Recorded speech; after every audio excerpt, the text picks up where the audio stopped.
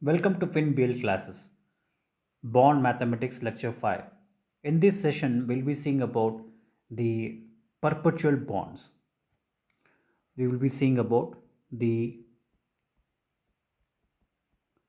perpetual bonds.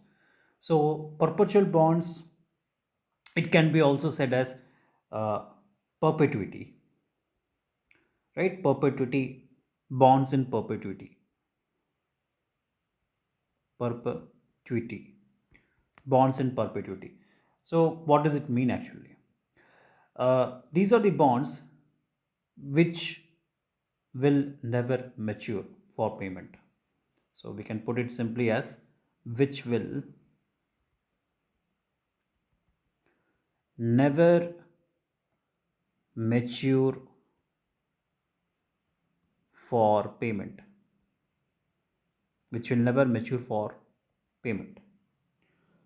Or we can also say it does not have any maturity value. So no maturity value.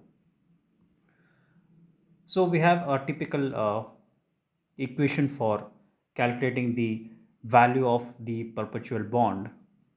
The value of perpetual bond will be calculated with a simple equation. V is the value of the bond.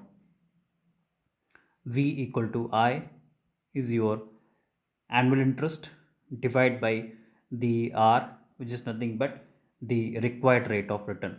Annual interest by required rate of return. So I'll just put it annual interest divided by the required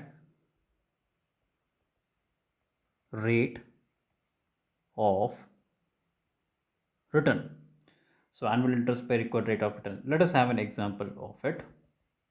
Suppose we have Mr. X, okay, who is having a perpetual bond, holding a perpetual bond, right? Mr. X is holding a perpetual bond, say the face value of 1000,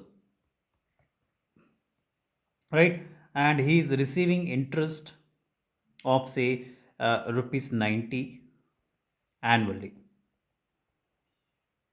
So he is getting an interest, say rupees 90 every year, right, annually. So suppose they have given the required rate of return.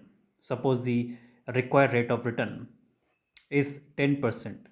Then what is the value of the bond? What is the value of bond?